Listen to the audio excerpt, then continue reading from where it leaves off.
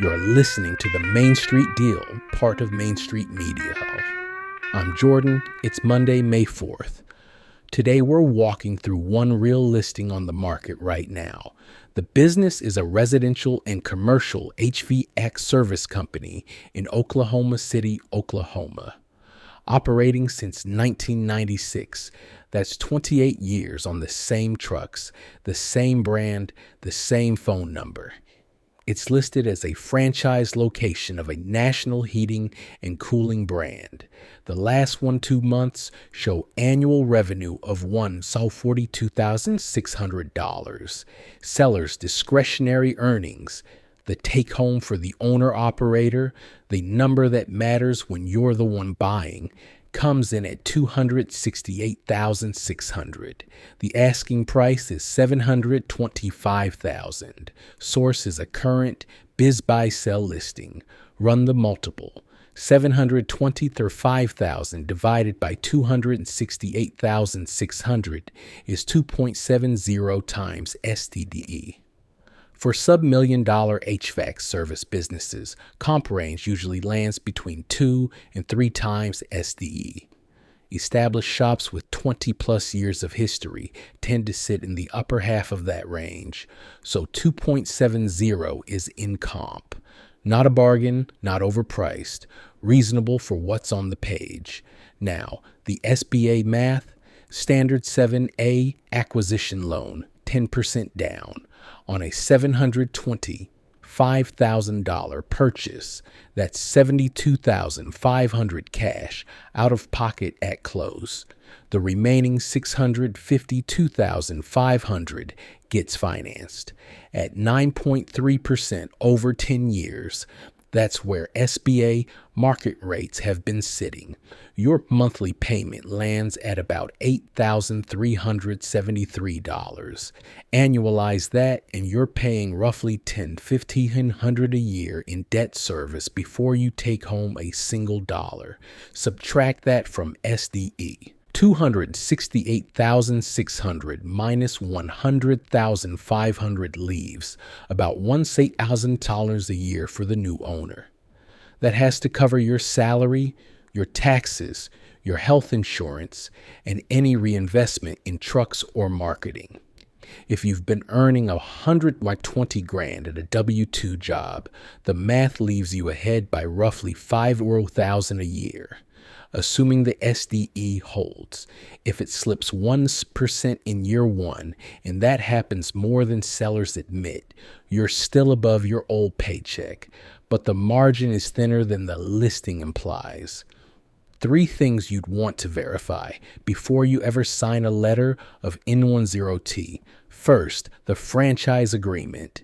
This is listed as a franchised HVAC location. Ask for the current franchise disclosure document and the actual royalty terms. Most national HVAC franchises take 5 to 8% of gross revenue as a royalty, plus an additional ad fund contribution on top. On $1 million of revenue, that's $5,000 to $100,000 a year flowing out before you ever calculate SDE. Verify those royalties are already reflected in the listed SDE, not held off as a separate add back, and get the renewal terms in writing. If the franchise agreement comes up for renewal in 3 years and the franchisor has the right to relocate territory or open a corporate location nearby, you're buying a runway, not a business. Second, technician re-owned zerotion and certifications. HVAC service work is labor bound. The owner is leaving. Find out how many technicians are EPA Section 68 certified, how many are NATE certified, what each one earns, and how long they've been with the shop. Schedule a meet the team session as a closing condition. In an Oklahoma City labor market where every home services brand is hiring, a key tech walking the week after close means a third of next quarter's revenue walks with him. Third, customer mix and recurring revenue. Pull a 1-2 month revenue breakdown by service type and by customer. Find out what percentage of revenue comes from preventive maintenance agreements. Those are the gold.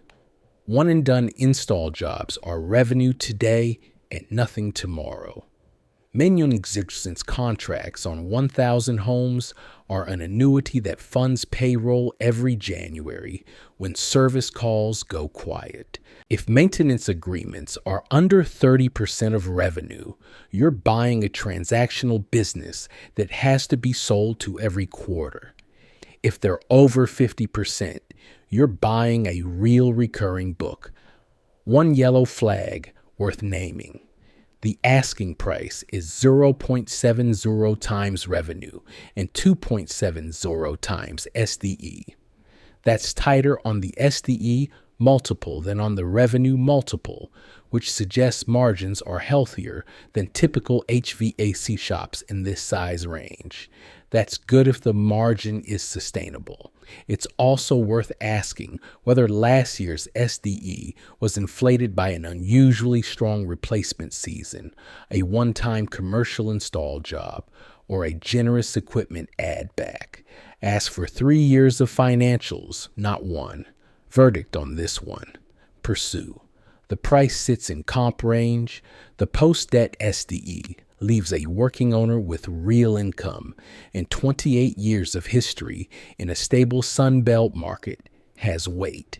But the pursue is conditional on the franchise terms. If the royalty and renewal terms are clean, this is a defensible deal for an operator willing to wear the lead tech hat for a year. If the franchisor has leverage you didn't see in the listing, the deal economics change overnight. Here's the question I put to the broker on the first call. What are the current royalty and ad fund percentages on gross revenue? When does the franchise agreement renew? And is the SDE figure of $26,600 net of those royalty payments? That single answer tells you whether you're buying a business or whether you're buying the right to pay a corporate parent $50,000 a year for the privilege of doing the work yourself. That's it for Monday. Find all of Main Street Media's shows wherever you listen. Subscribe, leave a review, and I'll see you Thursday for an operator story.